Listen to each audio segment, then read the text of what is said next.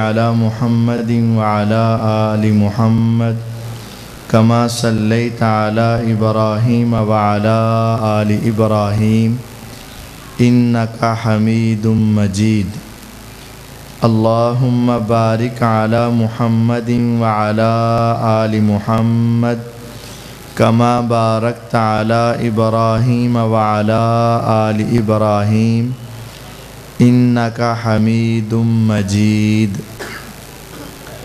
اعوذ باللہ من الشیطان الرجیم بسم اللہ الرحمن الرحیم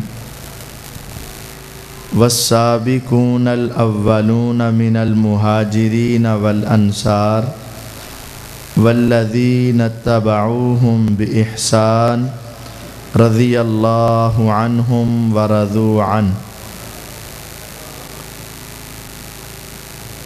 اللہ تعالیٰ نے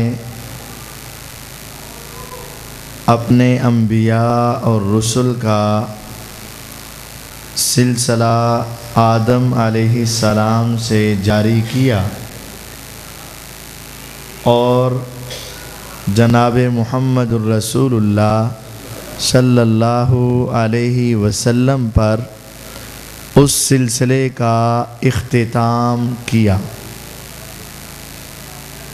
جب آپ اس دنیا میں نہیں آئے تھے تو اللہ تعالیٰ کا پیغام پہنچانے کے لیے انبیاء اور رسل مسلسل آتے رہتے تھے، ایک نبی کے بعد دوسرے نبی، دوسرے کے بعد تیسرے، تیسرے کے بعد چوتھے، اور بسا اوقات ایک وقت میں کئی انبیاء بھی موجود ہوتے تھے۔ لیکن جب آپ اس دنیا سے چلے گئے، آپ کے بعد کوئی نیا نبی اور رسول آنا نہیں۔ جی مولانا ابو بکر صدیق معاویہ صاحب تشریف لا چکے ہیں، الحمدللہ چند ہی لمحوں بعد وہ آپ کے سامنے تشریف لے آئیں گے اور ان کا خطاب عالی شان ہوگا۔ یقیناً آپ مغرب وقت سے بیٹھے ہیں، کیڑا مغرب تائیں دا بیٹھا ہے ہوئے تو ہم تے روٹی بھی نہیں کھوائی، بڑے تھک گئے ہو گئے، حالے نہیں تھکے پھر تھک جاؤ گے۔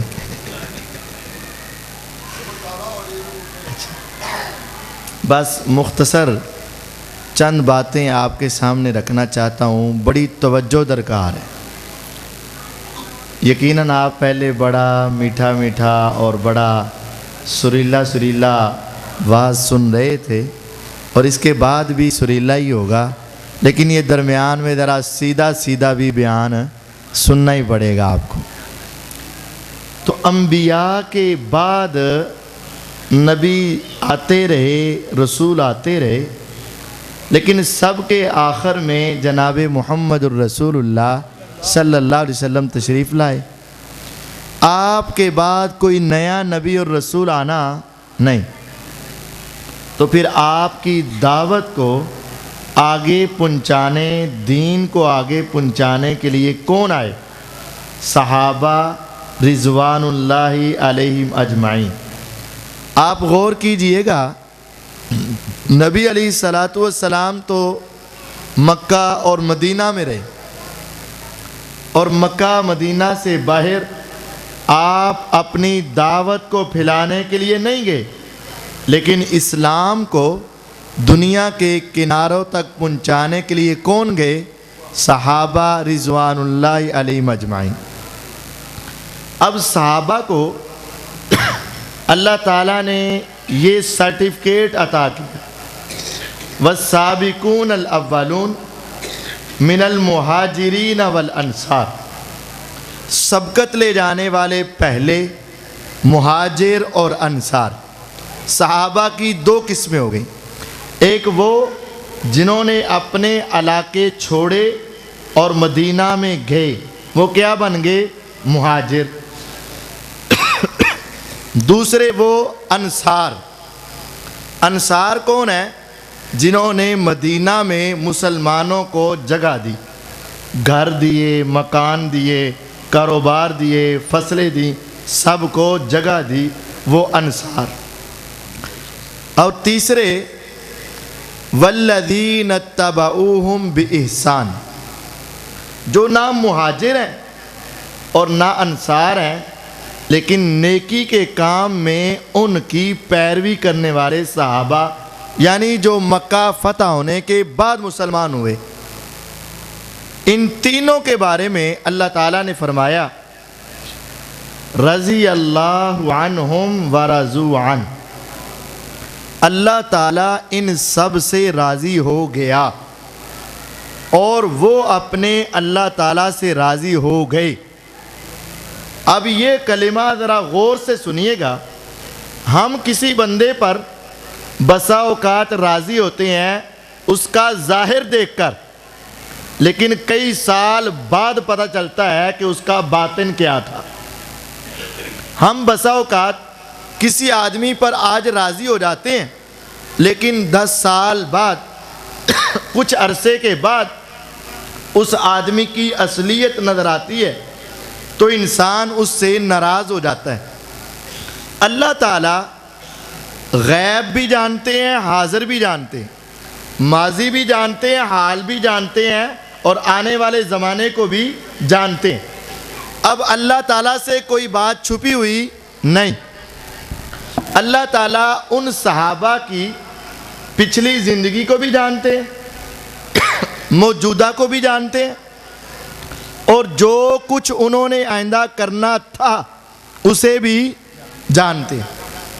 سب کے بارے میں اللہ تعالیٰ نے ارشاد فرمایا رضی اللہ عنہم، اللہ تعالیٰ ان سب سے راضی ہو گیا۔ یا اللہ تو ان کے ماضی پہ راضی ہوا، حال پہ راضی ہوا یا مستقبل پہ؟ فرمایا سب پہ راضی ہوا، ان کی ساری زندگی پہ راضی۔ تو اے اللہ پھر تو نے ان کے لیے کیا کیا؟ فرمایا وَأَعَدَّ لَهُمْ جَنَّاتٍ، اللہ تعالیٰ نے ان کے لیے جنتیں تیار کی۔ اے اللہ کیسی جنتیں؟ تجری تحتها الانہار، ان جنتوں کے نیچے نہریں جاری ہیں۔ کتنی دیر کے لیے؟ خالدین فیہا، وہ ان جنتوں میں ہمیشہ رہیں گے۔ کون؟ 3 قسم کے صحابہ، مہاجر، انصار اور جنہوں نے ان کی پیروی کی، تینوں جنتوں میں رہیں گے۔ کتنی دیر؟ خالدین فیہا، ہمیشہ۔ اے اللہ ہمیشہ کا بھی کوئی مطلب ہوگا، 100 سال، 200 سال، 1000 سال، 2000۔ فرمایا آبادا، ہمیشہ ہمیشہ، کبھی بھی وہاں سے نکلیں گے نہیں۔ ذالک الفوز العظیم، یہ سب سے بڑی کامیابی ہے، ان سے آگے جا ہی کوئی نہیں سکتا۔ سورۃ توبہ، سورت کا معنی توبہ، یعنی اللہ نے ان کا تذکرہ اس صورت میں کیا ہے کہ اللہ نے ان کی توبہ کو قبول فرمایا۔ آیت کا نمبر ہے 100، آیت کا نمبر کیا ہے؟ 100۔ اللہ نے اپنے صحابہ کا تذکرہ، اپنے پیغمبر کے صحابہ کا تذکرہ اور جنت کا سرٹیفکیٹ ان کو کس نمبر آیت میں دیا؟ 100 نمبر۔ یعنی صحابہ اللہ کے ہاں سب کے نمبر کتنے ہیں؟ 100 کے 100 نمبر ہیں۔ اللہ تعالیٰ نے سب صحابہ کے لیے، جو پہلے مسلمان ہوئے، جو بعد میں ہوئے، جنہوں نے ہجرت کی، جو انصار ہوئے، سب کے لیے اللہ نے برابر کہہ دیا میں ان سب سے راضی۔ جن سے اللہ راضی ہو جائے، اب مسلمان کا کام ہے ان سے کیا ہو؟ راضی ہو۔ جو ان سے راضی نہیں، گویا کہ وہ اللہ سے راضی نہیں۔ جو ان کے بارے میں غلط سوچے، گویا کہ وہ اللہ کے فیصلے کو غلط کہہ رہا ہے۔ جب تمہارا کوئی بڑا کہہ دے میں اس سے راضی، تو تیرا حق ہے کہ تو اپنے والد کے کہنے پہ کہہ دے میں بھی اس پہ راضی، اپنے رسول کے کہنے پہ کہہ دے میں بھی ان سے راضی۔ اپنے اللہ کے کہنے پر تمہیں کہنا ہوگا اگر میرے اللہ سب صحابہ سے راضی تو اے اللہ ہم بھی تیری رضا پہ راضی ہیں، اور اللہ نے سب کو جنت عطا کر دی ہے۔ آج دنیا میں جتنے مسلمان ہیں سب کو اللہ سے امید ہے، یقین ہے اللہ ہمیں معاف کرے گا اور ہمیں قیامت کو جنت دے گا۔ لیکن کوئی انسان قرآن اٹھا کر کہہ سکتا ہے میرے لیے جنت واجب ہو چکی ہے؟ کوئی کہہ سکتا ہے؟ اپنی زندگی کی گارنٹی دے سکتا ہے؟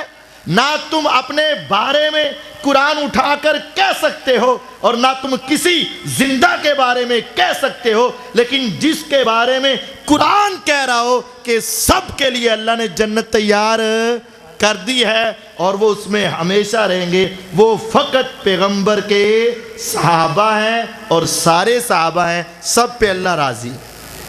اب ان میں سے ایک کا مختصر ذکر آپ کے سامنے کرنا ہے، اور ان کا نام ہے معاویہ رضی اللہ عنہ۔ کیا؟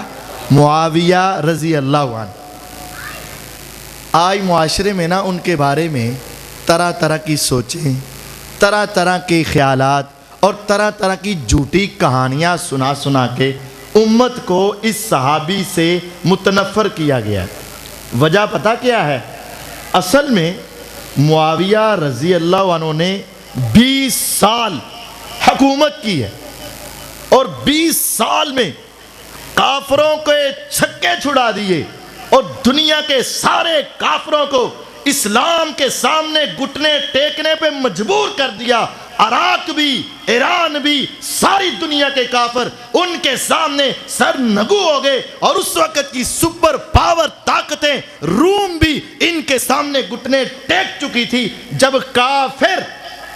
جب کافر میدانوں میں ان کا مقابلہ نہ کر سکے تو انہوں نے جھوٹی تاریخیں لکھوانی شروع کر دی اور معاویہ رضی اللہ کی ذات پر جھوٹے الزامات اور تانے دینے شروع کر دیے، تاکہ دنیا ان کو اپنا ہیرو نہ مانے، ان کے بارے میں اپنے ذہن خراب کر لے، اور جھوٹی تاریخیں لکھوا دی، اور دنیا نے آج وہ جھوٹی تاریخ پڑھ کے اس صحابی کے بارے میں اپنے ذہن کو خراب کر لیا۔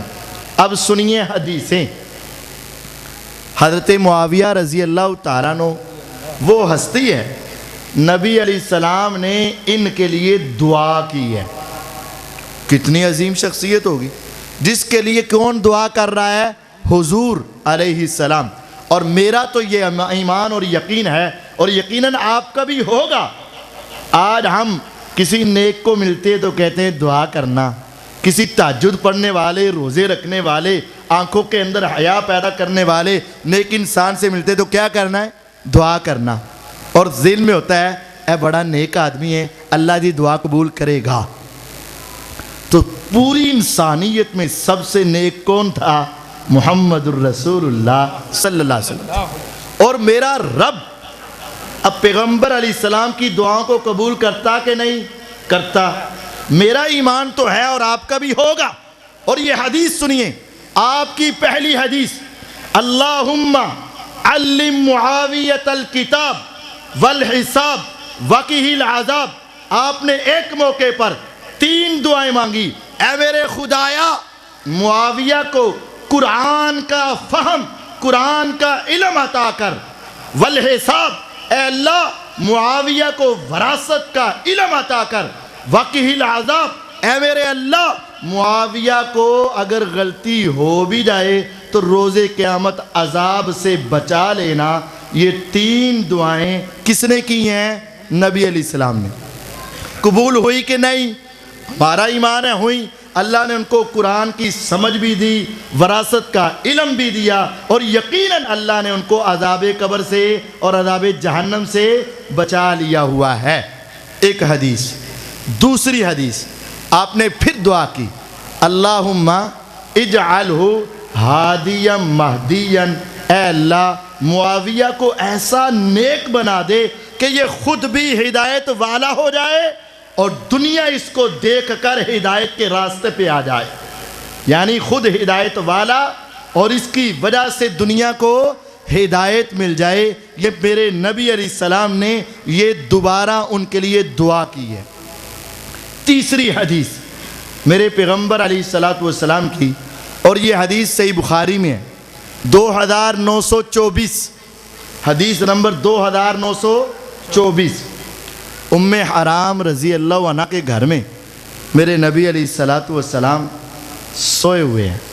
ام حرام کون ہے؟ آپ کی رضائی رشتہ دار، دودھ کی رشتہ دار۔ آپ ان کے گھر میں سوئے ہوئے، میرے نبی علیہ السلام بیدار ہوئے اور آپ کے چہرے پہ مسکراہٹ ہے، آپ خوش ہو رہے۔ جیسے ہمیں بھی بسا اوقات کوئی خواب آئے، بسا اوقات آپ دیکھتے ہیں بعض بندے یا بعض بچے خواب میں ہی ہنس رہے ہوتے ہیں، اچھا خواب دیکھ رہے ہوتے ہیں، اور بسا اوقات گھبراہٹ والا آتا ہے، انسان ڈر کے اٹھ جاتا ہے اور اس کے اثرات انسان کے جسم پر ہوتے ہیں۔ میرے نبی علیہ السلام بیدار ہوئے، آپ مسکرا رہے تھے۔ جب آپ کو ام حرام رضی اللہ عنہ نے دیکھا تو کہنے لگی، اے اللہ کے نبی علیہ السلام آپ نے خواب میں کیا دیکھا؟ آپ نے فرمایا، اے ام حرام پہلے لڑائیاں ہوتی ہیں، بدر بھی، احد بھی، خندق بھی، مسلمانوں کے پاس زیادہ اسلحہ نہیں ہوتا، زیادہ طاقت نہیں ہوتی، بس اللہ کی رحمت اور اللہ کی مدد سے جیت جاتے ہیں۔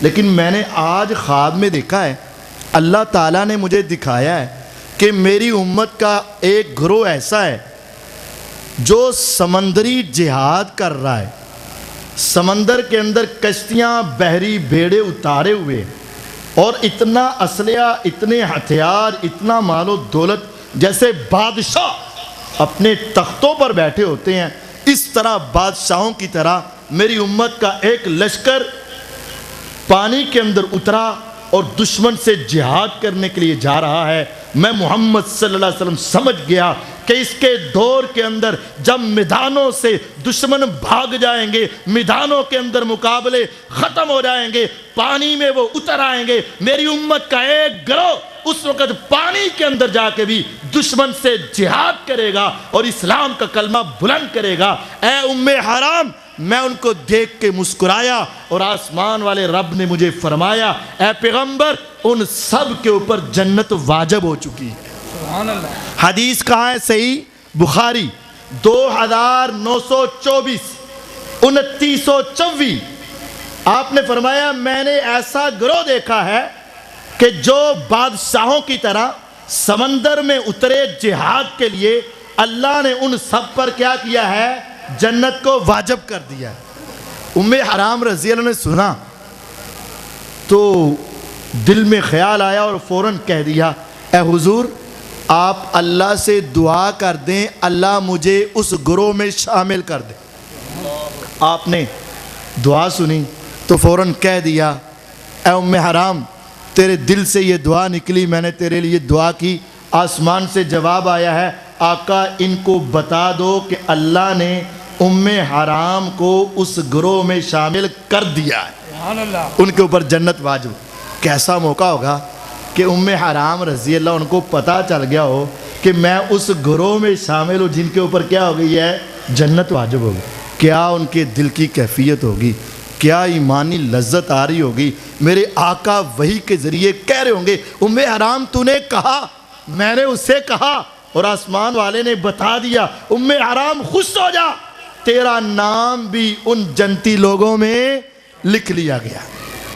اب اٹھائیے صحیح بخاری، میرے نبی علیہ السلام نے یہ حدیث سنائی، آپ اپنے گھر میں چلے گئے، وقت گزرتا رہا، دن گزرتے رہے، ایک وقت آیا میرے نبی علیہ السلام اس دنیا سے چلے گئے، ابو بکر صدیق رضی اللہ عنہ آئے، 2.5 سال خلافت کی، اس دنیا سے چلے گئے، عمر ابن خطاب رضی اللہ عنہ آئے، 10 سال خلیفہ رہے، اس دنیا سے چلے گئے، عثمان ابن عفان رضی اللہ عنہ آئے، 12 سال خلافت ان کی جاری ہے۔ ان کی دور خلافت میں شام کا گورنر امیر معاویہ رضی اللہ عنہ تھا۔ کعبے کے رب کی قسم، اٹھائیے صحیح بخاری کو، حدیث نمبر 2423، 2400 نمبر حدیث ہے. اٹھائیے تاریخ ابن کثیر کو, اٹھائیے البدایہ والنہایہ کو. میرے پیغمبر علیہ السلام نے یہ پیشین گوئی کی تھی, ایک وقت آئے گا میری امت کا ایک گروہ سمندروں میں اترے گا, دشمن سے ٹکرائے گا, جہاد کرے گا, ان سب کے اوپر جنت واجب ہو چکی ہوگی. وقت گزرتا گیا. عثمان رضی اللہ عنہ کے دور کے اندر جب مسلمانوں نے میدانوں کے اندر کفار کو شکست دے دی, اس وقت روم کے غنڈے, ان کے پاس مال و دولت تھا, کشتیاں تھی, ان کے پاس بحری بیڑے تھے. انہوں نے مسلمانوں کو اس اعتبار سے خالی ہاتھ دیکھا. انہوں نے رومی سرحدوں پر بحری بیڑے اتار دیے اور مسلمانوں کے علاقوں میں پیچھے پیچھے سے حملہ کرنا شروع کیا. مسلمانوں کے پاس ان کی لڑائی کا کوئی سامان نہیں تھا. امیر معاویہ رضی اللہ عنہ نے شام سے خط لکھا, مدینہ بھیجا. امیر المومنین عثمان ابن عفان رضی اللہ عنہ سے کہا کہ آپ ایسا کریں, آپ ہمیں بحری بیڑا بنانے اور سمندر کے اندر جہاد کرنے کی اجازت دے دیں. عثمان رضی اللہ تعالیٰ عنہ کہتے ہیں ابھی ہمارے پاس اس طرح کے تیراکی کرنے والے ماہر تیراک نہیں ہیں, ہمارے پاس ابھی ان کے مقابلے کی کشتیاں اور بحری بیڑے نہیں ہیں. امیر معاویہ رضی اللہ تعالیٰ عنہ کہتے ہیں اے امیر المومنین, اے خلیفۃ المسلمین, اے دماد رسول صلی اللہ علیہ وسلم, آپ سے کسی چیز کا مطالبہ نہیں, صرف آپ ہمارے حکمران ہیں, آپ ہمارے خلیفہ ہیں, صرف آپ اجازت دیجئے گا. تیراک بھی آ جائیں گے, مشاق بھی آ جائیں گے, دریاؤں میں کودنے والے بھی آ جائیں گے, اسلام کے لیے لڑنے والے بھی آ جائیں گے, بحری بیڑے بھی بن جائیں گے, کشتیاں بھی آ جائیں گی, صرف آپ کی اجازت کی ضرورت ہے. عثمان ابن عفان رضی اللہ تعالیٰ عنہ اجازت دیتے ہیں. یقین جانیے ابھی 6 مہینے نہیں گزرے تھے, ان سے پہلے میرے اس امیر معاویہ رضی اللہ تعالیٰ عنہ نے اپنے دور کے اندر, اپنی عمارت کے اندر, اپنی گورنری کے اندر انہوں نے بحری بیڑوں کو تیار کروایا, کشتیوں کو تیار کروایا اور پوری دنیا میں اعلان کروا دیا جو ماہر تیراک ہیں, تیراکی کو جاننے والے ہیں, اسلام پہ جانے دینے والے ہیں, آج اسلام کو ان کی بڑی ضرورت ہے. وہ مجاہدین آئیں اور دشمن کے سامنے جہاد کے لیے تیار ہو جائیں. پوری سلطنت میں جب یہ آواز پہنچتی ہے, مدینے کے اندر بھی آواز پہنچتی ہے. ام حرام رضی اللہ عنہا بڑھاپے کی عمر میں پہنچ چکی ہے. میرے آقا کے دور میں بھی بڑی عمر کی عورت تھی. ابو بکر کے دور گزرا, عمر ابن خطاب کا دور گزرا, عثمان غنی رضی اللہ کا دور تھا, لیکن جب کانوں میں آواز پڑی ام حرام جاگ اٹھی اور کہنے لگی میرا وقت آ پہنچا ہے. اپنے خامن کو ساتھ لیا. ابو الدرداء رضی اللہ عنہ, ام حرام رضی اللہ عنہ کعبے کے رب کی قسم مدینے سے چلے مکہ میں پہنچے, مکہ سے چلے شام میں پہنچے, شام سے چلے دمشق میں پہنچے, دمشق سے چلے اور امیر معاویہ کے سامنے پہنچے. کہا ایک اماں آئی ہے. کہا کس لیے آئی ہے؟ اماں کہتی ہے میں نے جہاد میں جانا ہے. امیر معاویہ رضی اللہ عنہ ام حرام رضی اللہ عنہ کو سامنے بلاتے ہیں. کہا اماں میرے پیغمبر کے دور کے اندر مسلمان جب جہاد میں جاتے تھے, ہاں عورتیں بھی چند جایا کرتی تھی تاکہ مجاہدین کے لیے کھانے کو پکا دیں, عورتیں بھی جایا کرتی تھی تاکہ زخمیوں کو مرہم پٹی کر دیں. لیکن اماں تیری تو عمر نہ کھانا پکانے کی ہے, تیری تو عمر نہ مرہم پٹی کی ہے, اور اماں بات تو اس سے آگے کی ہے. یہ جہاد عام جہاد نہیں ہے, یہ سمندر میں جانا پڑے گا, وہاں دشمن سے ٹکرانا پڑے گا, وہاں کسی وقت بھی اپنی کشتی سے اترنا پڑے گا, وہاں تم تو نہیں جا سکتی. ام حرام نے کہا بیٹے باتیں تیری درست ہیں, جو کہہ رہا ہے سچ کہہ رہا ہے, لیکن مجھ سے ایک حدیث تو سن لیجئے گا. کیا وہ موقع ہوگا, کیا وہ موسم ہوگا. امیر معاویہ رضی اللہ عنہ بیٹھے ہوں گے, ام حرام بولی ہوں گی, کہا بیٹے تیری ساری باتیں درست ہیں لیکن میری بات بھی تو سن لینا. جب انہوں نے کہا سنائیے نا, ام حرام نے کہا تمہیں نہیں پتا, ایک روز آقا میرے گھر میں آئے تھے, میرے بستر پہ لیٹے تھے, میں ان کے انتظار میں تھی. آقا مسکرا کر بیدار ہوئے تھے. میں نے پوچھا تھا آپ کیوں مسکرائے ہیں؟ انہوں نے کہا تھا اس وجہ سے مسکرایا ہوں, میں نے ایک لشکر کو دیکھا ہے جو بادشاہوں کی طرح سمندر کے اندر اترے گا, جنت ان پہ واجب ہے. پیغمبر ان کو دیکھ کے مسکرا رہا ہے. میں نے ان سے کہا تھا, ام حرام کہتی ہیں, میں نے ان سے کہا تھا آقا دعا کر دے میں ان میں شامل ہو جاؤں. میرے آقا نے دعا کی تھی, آسمان سے قبولیت ہوئی تھی. جب یہ بات سنائی امیر معاویہ کہتے ام حرام کوئی جائے نہ جائے, تیری بات کو میرے آقا نے تسلیم کیا ہے, آسمان والے نے مانا ہے, تیرا نام تو شامل کر لیا ہے. صحیح بخاری حدیث نمبر 2400. پھر وہ واقعہ ہوا, امیر معاویہ رضی اللہ عنہ ایک لشکر لے کر نکلے, ام حرام رضی اللہ عنہ ساتھ گئی, دشمن سے ٹکرائے, جہاد کیا, فاتح بنے, فاتح ہو کر واپس آئے. جب ام حرام واپس آئی اپنی سواری سے اترنے لگی تو پاؤں رکاب میں اٹکا, زمین پہ گریں, گردن کا منکا ٹوٹا اور سیدھی جنت میں پہنچ چکی تھی. کیا ثابت ہوا؟ امیر معاویہ رضی اللہ عنہ اس لشکر کے امیر ہیں, اس لشکر کے سپاہ سالار ہیں, اس لشکر کو تیار کرنے والے ہیں جن کو دیکھ کر میرے آقا مسکرا رہے تھے اور جن کے اوپر جنت اللہ نے واجب کر دی تھی. اس لشکر کا امیر کون تھا؟ امیر معاویہ رضی اللہ عنہ تھے, ان پر جنت واجب ہے. ام حرام رضی اللہ عنہ ان پر جنت واجب ہے. امیر معاویہ رضی اللہ عنہ وہ ہستی ہے جن کو دیکھ کر آسمان والا رب مسکراتا تھا, اللہ تعالیٰ ان پر فخر کرتا تھا. آپ کہیں گے قاری صاحب یہ کیا بات؟ پہلی حدیث سے ثابت ہوا کہ اس لشکر کو دیکھ کر کون مسکراتے تھے؟ میرے آقا مسکراتے تھے, اور ان پر کیا ہے؟ جنت واجب ہے. اور اس گروہ کا سردار کون تھا, سپاہ سالار کون تھا؟ امیر معاویہ رضی.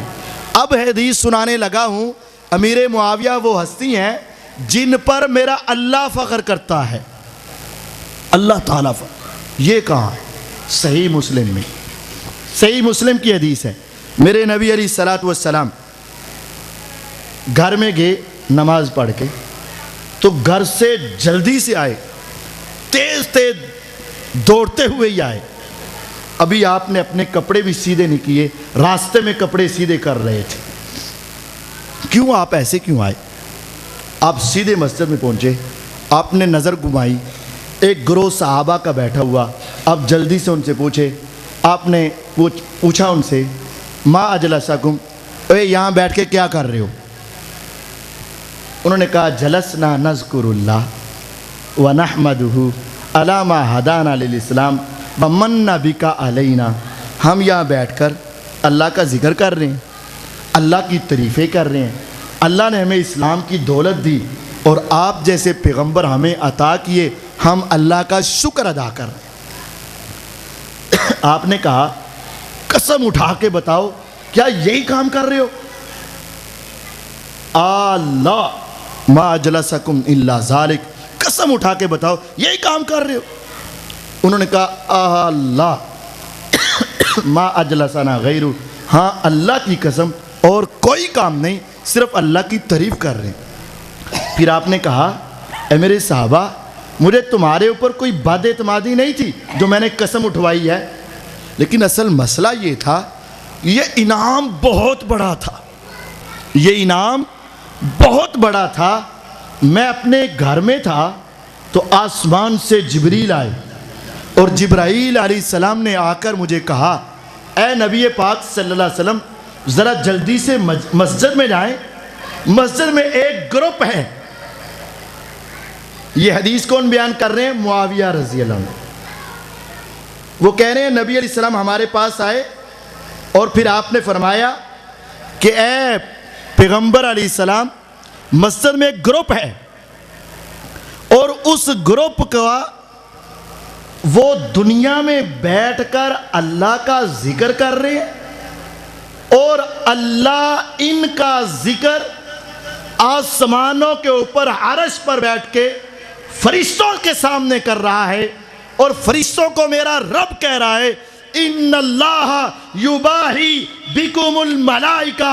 ए जिब्रील जाके मेरे आका को बता दे मस्जिद के अंदर एक ग्रुप ऐसा है, एक ग्रोह ऐसा है, एक जमात ऐसी है जिनके ऊपर अल्लाह फरिश्तों के सामने फख्र कर रहा है। मैं तलाश करना चाहता था वो ग्रुप कौन सा है, वो ग्रोह कौन सा है, वो जमात कौन सी है, वो अफराद कौन से हैं। इसीलिए मैंने तुमसे आकर पहले तस्दीक की है, क्या तुम अल्लाह का जिक्र ही कर रहे हो? हाँ, तुम अल्लाह का जिक्र ही कर रहे हो। खुश हो जाओ, तुम्हारी जमात पे अल्लाह भी फख्र कर रहा है। ये हदीस किसने बयान की?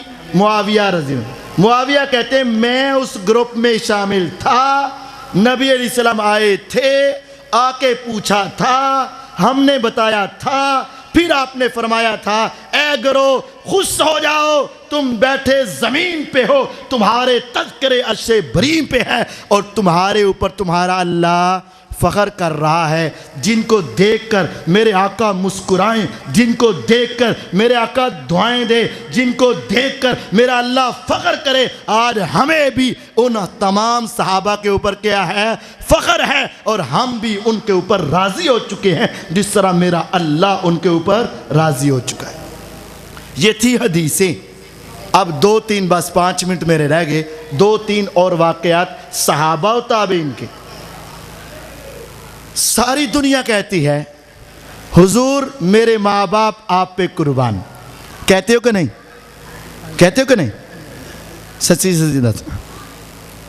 हुजूर मेरे माँ बाप आप पे, मेरे जान भी आप पे, गुलामी रसूल में मौत भी कबूल है। सारी दुनिया ये कहती है। लेकिन उस आदमी की अजमत के क्या कहने जिनको हुजूर कह दें कि ऐ मेरे सहाबी मेरे माँ बाप तेरे ऊपर कुर्बान। साद बिन अबी वक्कास रज़ी अल्लाह अन्हु, जब उहद का मैदान था तो मेरे नबी अलैहिस्सलातु वस्सलाम एक जगह पे बैठ के सहाबा की जंग को देख रहे थे।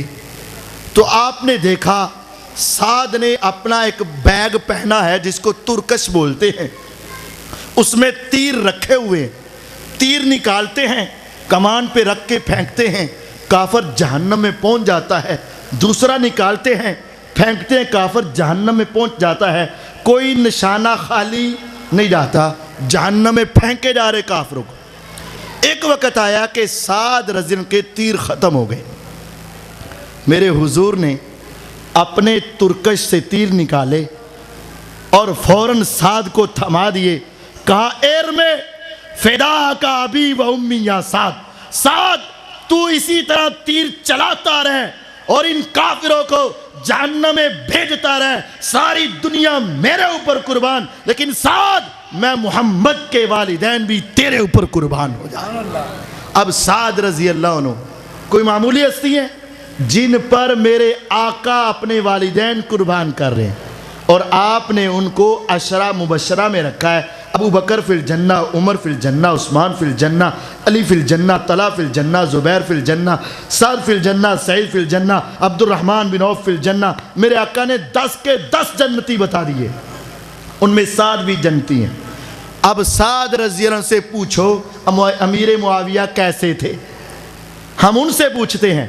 दुनिया की झूठी तरीक़े पाँव की ठोकर पे, दुनिया के झूठे वाक़यात पाँव की ठोकर पे, दुनिया के झूठे इल्ज़ामात पाँव की ठोकर पे कुरान सबसे आगे है, मेरे आका की अहादीस सबसे आगे है और इनके बाद मेरे पैगंबर के सहाबा की गवाही।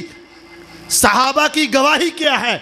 साद कहते हैं उठाओ तरीक़े दिमशक। साद कहते लोगों मैंने अपनी जिंदगी में पैगंबर के बाद सबसे बढ़कर हक का फैसला करते हुए अगर किसी को देखा है तो इस दरवाजे वाले को देखा है। सहाबा की नजरें उठी, ताबईन की निगाहें उठी कि ये किस दरवाजे वाले को कह रहे हैं। जब देखा तो दरवाजे पे लिखा था हादा बाबू मुआविया था, ये मुआविया का घर है और ये मुआविया का दरवाजा है। साद कहते हैं मैंने अपनी सारी जिंदगी में पैगंबर के बाद सबसे ज्यादा हक के फैसले करते किसको देखा है? मुआविया रज़ी अल्लाह अन्हु को देखा। साथ तो ये कहे, और आज का कोई मौलवी उठकर या आज का कोई मुल्ला उठकर ये कहे नहीं मुआविया जुल्म ज़्यादती करते थे, हम उसकी बात को पाँव की ठोकर पे रख के साद रज़ी की बात को सीने से लगाने के लिए तैयार हो जाए। इनसे आगे अम्मी आयशा सिद्दीक़ा रज़ी अल्लाह अन्हा, मेरे आका एक मरतबा बैठे हुए घर के अंदर, आपके पास जिब्राइल अलैहिस्सलाम आए। आपने फरमाया आयशा जिब्राइल दरवाजे पर आए हैं और इजाज़त मांग रहे हैं। फरमाया आने दे, फरिश्तों से पर्दा तो नहीं है ना, आने दे। आपने फरमाया आयशा जिब्रील एक पैगाम लेकर आए रज़ी अल्लाह अन्हा। अम्मी आयशा कहती हैं पैगंबर अलैहिस्सलाम पैगाम सुनाएं, जो मेरे रब का पैगाम है आयशा मानने के लिए तैयार है। आपने फरमाया आज अमल वाला पैगाम नहीं है। तो फरमाया आयशा कहती हैं अल्लाह के नबी अलैहिस्सलाम फिर क्या पैगाम है? फरमाया आयशा तेरी इबादत को देख के, तेरी रियाजत को देख के, तेरी सदाकत को देख के, तेरी तिलावत को देख के, तेरे क़याम रुकू सजदे तशहुद को देखकर आज आसमान के रब ने कहा जिब्रील दुनिया पे जाओ, ज़मीन पे पहुँचो, मेरे आका के पास जाओ और उनको कह दो आका आयशा से कह दो कि आसमान वाला रब तुम्हें सलाम कहता है, अल्लाह का सलाम आया है। अल्लाह आयशा रज़ी अल्लाह को सलाम भेज रहे। क्या मेरे अल्लाह को उनके माजी हाल मुस्तकबिल का पता था कि नहीं? आइंदा के हालात का पता था कि नहीं? मेरा अल्लाह किसी को ऐसे ही सलाम भेज दे? नहीं भेज सकता, उसी को भेजेगा जिसकी सारी जिंदगी के आमाल से मेरा रब राजी रहेगा।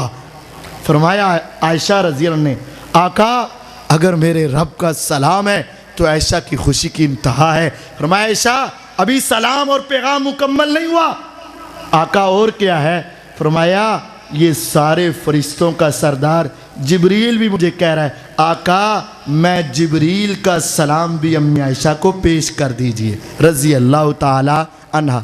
अब इतनी अजीम हस्ती हैं आयशा रज़ी अल्लाह, उनसे पूछो कि अमीर मुआविया कैसे हैं, जिन्होंने आंखों से देखा, जिन्होंने ज़माना देखा, जिन्होंने उनके औकात को देखा, जिन्होंने उनकी हकीकत को परखा।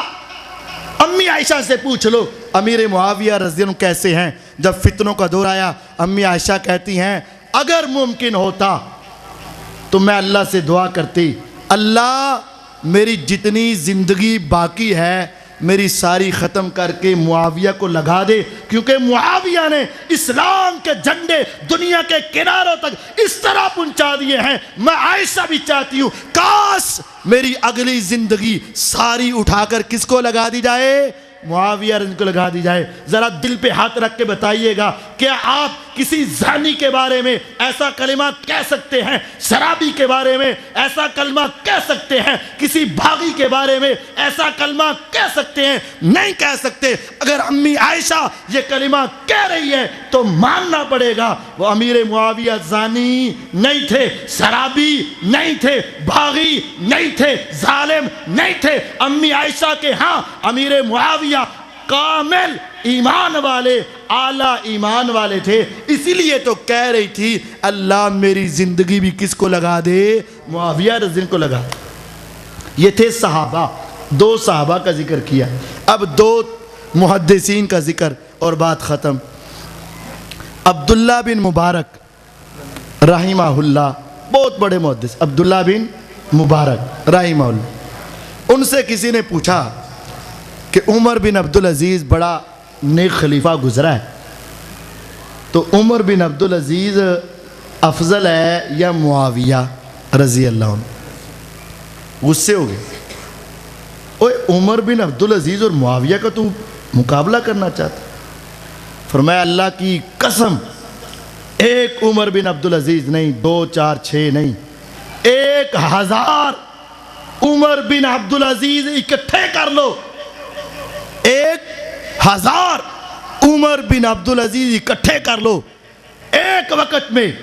جب میرے آقا جہاد کے لیے نکلے تھے، اس جہادی غزوہ حنین کے اندر جب معاویہ بھی ساتھ نکلے تھے، معاویہ نہیں، معاویہ کا گھوڑا اور گھوڑے کا ناک اور ناک میں جانے والی خاک، اللہ کی قسم معاویہ کے گھوڑے کے ناک میں جانے والی مٹی اور خاک بھی 1000 عمر بن عبدالعزیز سے کہیں بہتر ہے۔ جب خاک سے بہتر ہے تو گھوڑا اس سے بہتر ہے، جب گھوڑا اس سے بہتر ہے تو گھوڑے کا گھوڑ سوار معاویہ اس سے کروڑوں درجے بہتر ہے۔